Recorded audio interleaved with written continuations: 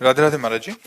महाराज जी, धन और सफलता मेहनत से मिलती है या किस्मत से? अगर किस्मत से मिलती है तो लोग मेहनत क्यों करते हैं इतनी? है अगर मेहनत दोनों से मिलती है दोनों तो? प्रारब्ध और पुरुषार्थ, जिसे आप कह रहे हो मेहनत, उसे कहते हैं पुरुषार्थ, और जिसे आप कह रहे हो किस्मत, उसे कहते हैं प्रारब्ध। जैसे एक बहुत पढ़ा लिखा अच्छा ग्रेजुएट डिग्री लिए घूम रहा है, नौकरी नहीं मिल रही, अभी उसकी किस्मत है कि उसने बहुत प्रयास किया, सफलता प्राप्त की, अंक प्राप्त किए, वो ग्रेजुएट भी है। कितने हैं जिन्होंने बहुत बड़ी मेहनत की और सफलता उनके हाथ नहीं लगी। वो कई जगह प्रयास किए, कई जगह सफल होते होते विफल हो गए। ये किसका खेल है? किस्मत का, प्रारब्ध जिसे कहते हैं। एक आदमी है कि ज्यादा प्रयास नहीं करता और धन उसका बढ़ता चला जाता है, वो कार में घूमता है, बढ़िया सब व्यवस्था, ज्यादा माइंडेड नहीं है, ज्यादा प्रयास भी नहीं किया, लेकिन वो सफल होता चला जाता है। उसका कारण है उसका प्रारब्ध, उसकी किस्मत। तो हमारा प्रयास और किस्मत दोनों मिल जाए तो सफलता हाथ में मिल जाए। अगर प्रयास है और हमारे भाग्य में नहीं है तो निष्फल ही रहोगे, कितना भी प्रयास कर लो। और भाग्य में है तो थोड़े प्रयास से भी बहुत बड़ा लाभ प्राप्त हो जाता है, बहुत बड़ा लाभ प्राप्त हो जाता है। हमने कितने को ऐसे देखा है कि बहुत बुद्धि है, खाने की व्यवस्था एकत्रित नहीं कर पा रहे, बहुत बुद्धिमान है, बहुत पढ़े लिखे हैं, बहुत हर चीज जानते हैं, लेकिन उनके भाग्य में नहीं है। तो प्रधानता दोनों की है, प्रारब्ध और पुरुषार्थ। अगर हम पुरुषार्थ कर रहे हैं तो एक बार प्रारब्ध असफल कर देगा, 2 बार कर देगा, 3 बार कर देगा, लेकिन हमको सफलता मिलेगी। पर है प्रारब्ध के अधीन ही। अगर प्रारब्ध नहीं है तो फिर नहीं मिलेगा। चाहे जितना आप व्यापार कर लो, चाहे जितना प्रयास कर लो, वो सब चौपट हो जाएगा, क्योंकि भाग्य आपका साथ नहीं दे रहा, किस्मत आपके साथ नहीं दे रही। तो दोनों काम करते हैं, उसमें पुरुषार्थ भी और प्रारब्ध भी। प्रधानता प्रारब्ध की होती है, प्रधानता प्रारब्ध की होती है। अक्षत अग्रवाल जी। श्री हरिवंश महाराज जी। श्री हरिवंश महाराज जी। महाराज जी, अभी आपने एक एकांतिक वार्तालाप में बताया था कि श्री जी की विग्रह सेवा लेते समय मोल भाव नहीं करना चाहिए, परंतु महाराज जी इस एकांतिक वार्तालाप के 1 वर्ष पूर्व हमने जयपुर में जुगल जोड़ी लेते समय बहुत मोल भाव किया था, तो अभी बहुत ग्लानि हुई उस बात को सुन के। अब हम क्या करें महाराज जी? नहीं, कोई बात नहीं, आगे से ध्यान रखे, जो चीज बीत गई उसमें क्या। भाई देखो, अगर हम भगवान मानते हैं कि हम भगवान को ले रहे हैं, अपने प्रभु को ले रहे हैं, तो वो ऐसा नहीं कि 1 करोड़ बोल देंगे, 10-5 हज़ार ऊपर नीचे। मान लो 35,000 उनकी न्यौछावर है तो 50,000 आपसे बोल देंगे, चुपचाप 50,000 निकाल के दे देंगे। हमें प्रभु मिल रहे हैं ना, प्रभु की 50,000 रुपया कीमत है क्या? हमारे प्रभु तो अमूल्य है, उसने निर्माण किया है, तो न्यौछावर मांग रहा है तो उसको दे देते हैं। तो ऐसा नहीं होगा कि 35-50 हज़ार की चीज को वो 2 लाख 4 लाख बोले, ऐसा भी नहीं होगा। वो एक लिमिट होती है जिसमें वो 2, 4, 10 हज़ार, 15 हज़ार ऐसे। तो हमको उसमें मोल भाव नहीं करना चाहिए, ठाकुर जी में मोल भाव नहीं करना चाहिए। ये हमारी श्रद्धा का विषय है, ये भावना का विषय है, इसमें मोल भाव नहीं करते। अगर हमारे पास हैं तो है नहीं, मुझसे ईमानदारी से बता देते हैं कि देखो आपने 50,000 तो कहा, पर हमारे पास 40,000 है, अगर आप कृपा करें दे दें तो आप दे दें, नहीं फिर कभी हमारे पास होंगे तो हम प्रयास कर लेंगे। क्या उसमें कपड़े की तरह, वस्तु की तरह मोल भाव ठाकुर जी का नहीं करना चाहिए ऐसा। महाराज लक्ष्मी जी का एक बार मूर्ति में से टूट गई दिवाली में, तो उसके लिए पछतावा होता है। लक्ष्मी जी की मूर्ति दिवाली पे टूट गई तो उस पे अभी बड़ा पश्चाताप हो रहा है। ना ना ना ना ना ना ना, इसमें नहीं। देखो, जो पंचभूतों से निर्माण है, चाहे ये शरीर हो चाहे विग्रह हो, वो खंडित होगा, पक्का समझो, चाहे ठाकुर जी का हो चाहे हमारा हो। आज नहीं तो कल मान लो गोद में ठाकुर लिए जा रहे, पैर फिसल गया, अब ठाकुर जी का हाथ टूट गया, कोई बात नहीं।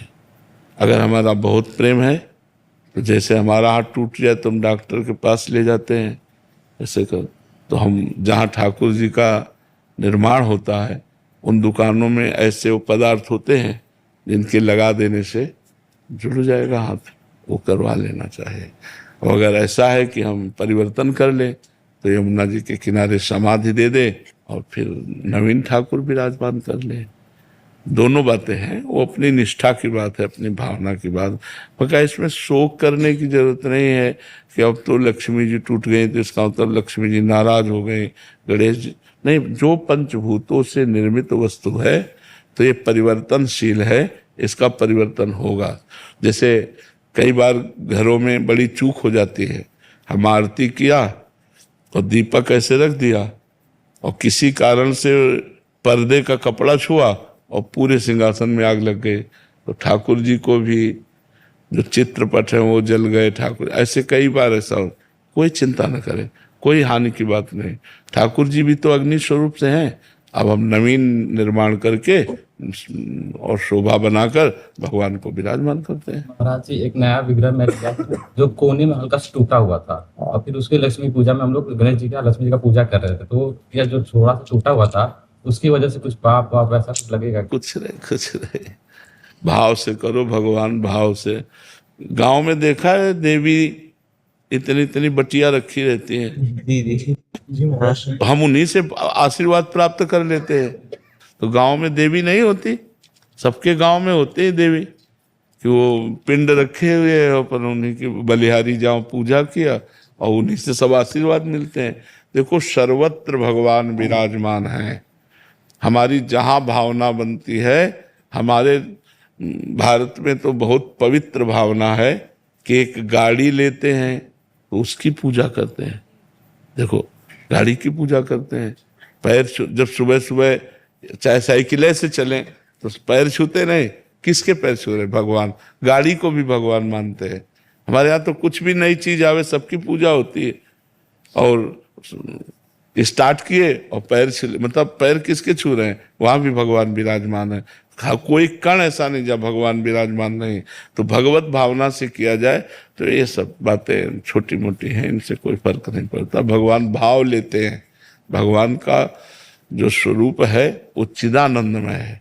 चिदानंदमय स्वरूप में कभी हाथ पैर ये सब बिगड़ते नहीं, लेकिन पांच भौतिक रूपों में ये लीला होगी तो इसमें हमको परेशान नहीं होना है।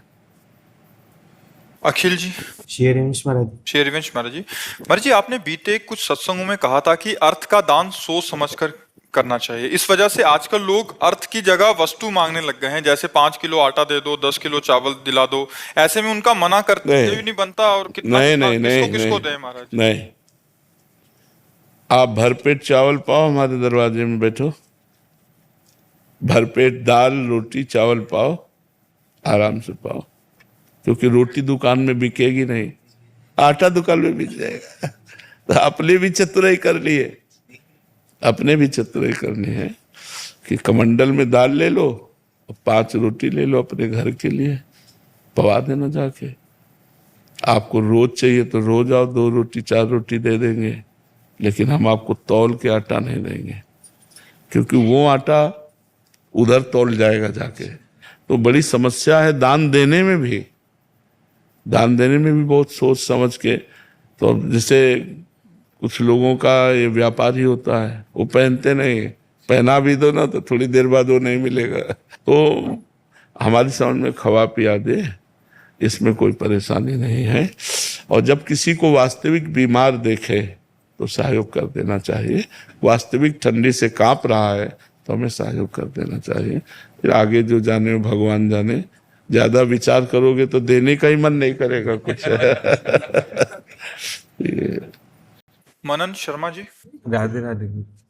राधे राधे महाराज जी। महाराज जी, नाम जब से मेरी रुचि जागृत हुई है प्रभु के प्रति, इस महादेव जी की कृपा से मिली खुशी कभी कभी अहंकार के रूप में मुझे अंदर ही झलकने लगती है। ये खुशी कभी अहंकार का रूप ना ले ले, इसको कैसे? नहीं, बस भगवान जब वो अंदर ऐसा लगे तो भगवान की शरण में जाओ, अंदर ही अंदर भगवान से पुकारो, हे भगवान देखो हम अहंकार आ रहा है, नाथ इसकी रक्षा करना, भगवान संभाल लेना, प्रभु संभाल, तो वो संभाल लेंगे। अहंकार से बचने के लिए भगवान की शरण में जाओ, गुरु की शरण में जाओ, वही कृपा करके रक्षा करते हैं।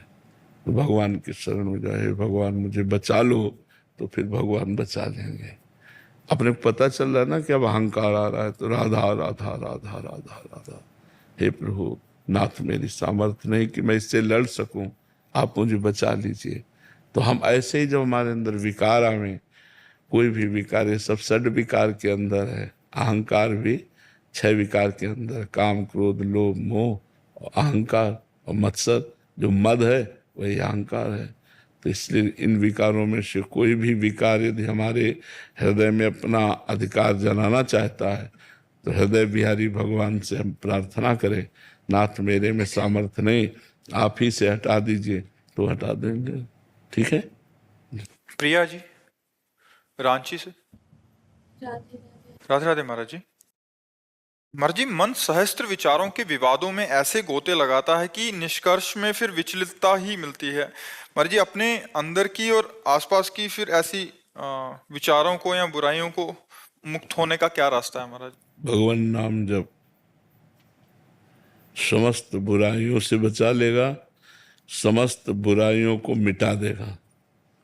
सातु दीर्घ काल निरंतर सत्कार सेवितो दृढ़ भूमि, वह नाम लंबे समय तक निरंतर आदर के साथ जपा जाए तो हृदय को निर्विकार कर देगा।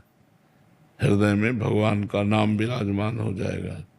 नाम जप करो, खूब नाम जप करो, सत्संग सुनो। साधन को हरि भजन है, कै सत्संग सहाय, सत्संग सहायता करेगा आपकी, और साधना मुख्य हरि भजन है। खूब भजन करो, सत्संग सुनो, धीरे धीरे हर विकार से आप निकल जाओगे।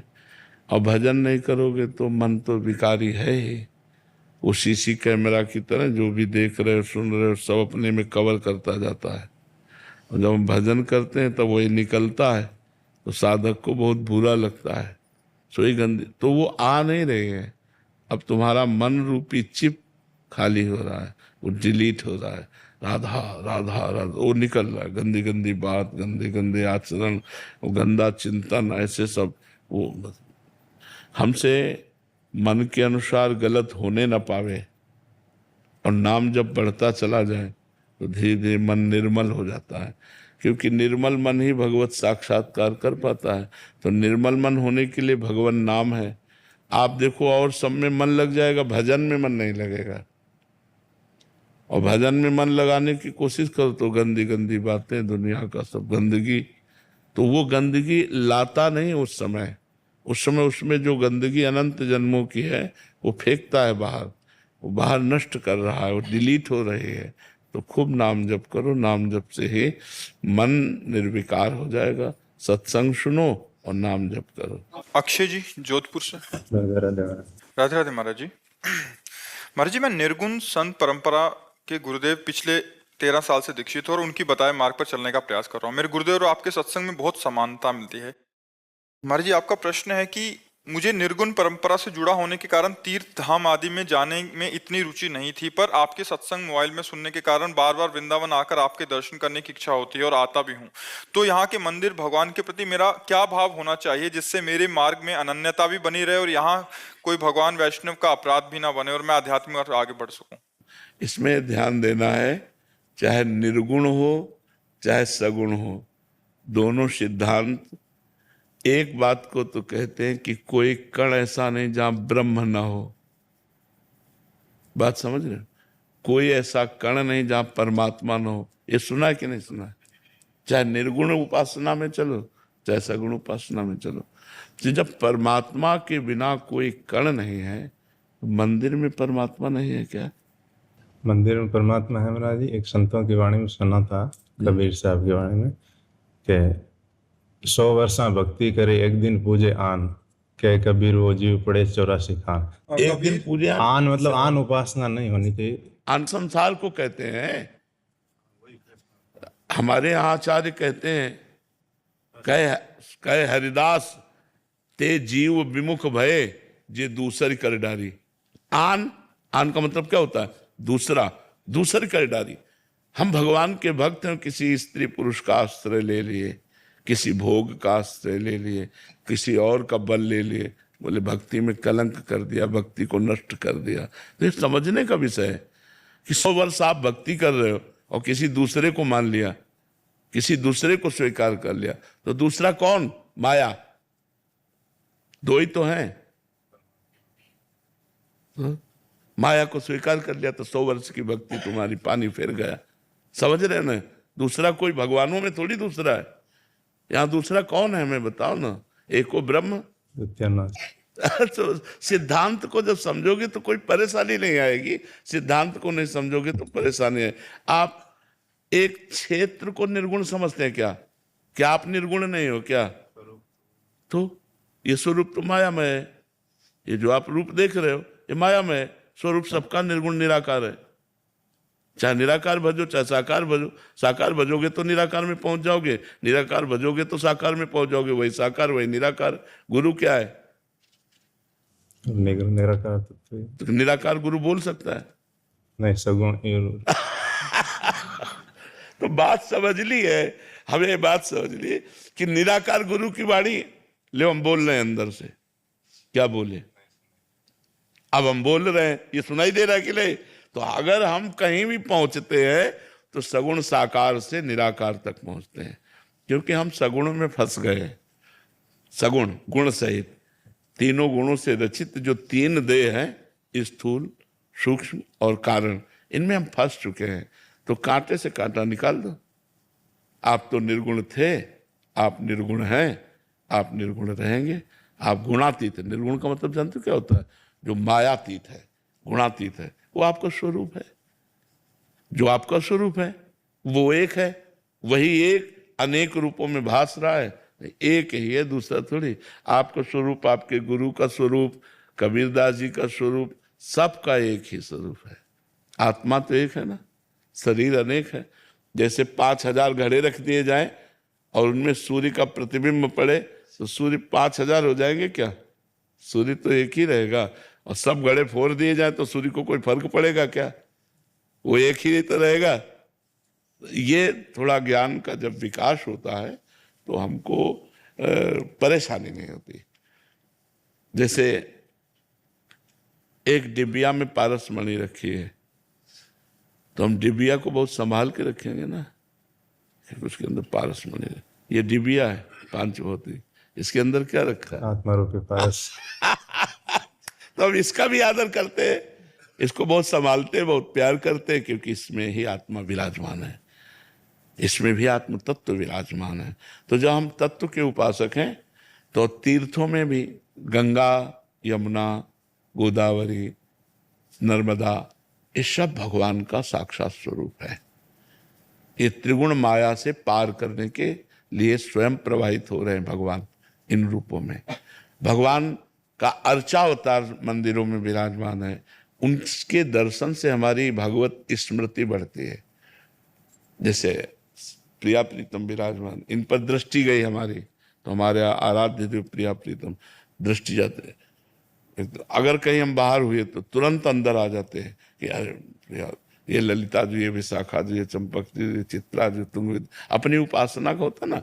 तो वही निराकार है और वही साकार है, इतना अंतर नहीं है। हमें बहुत प्यार से जीवन व्यतीत करना है, किसी का विरोध नहीं, किसी की आग्रह नहीं, हमें किसी की अपेक्षा नहीं, किसी का आग्रह नहीं, किसी का विरोध नहीं।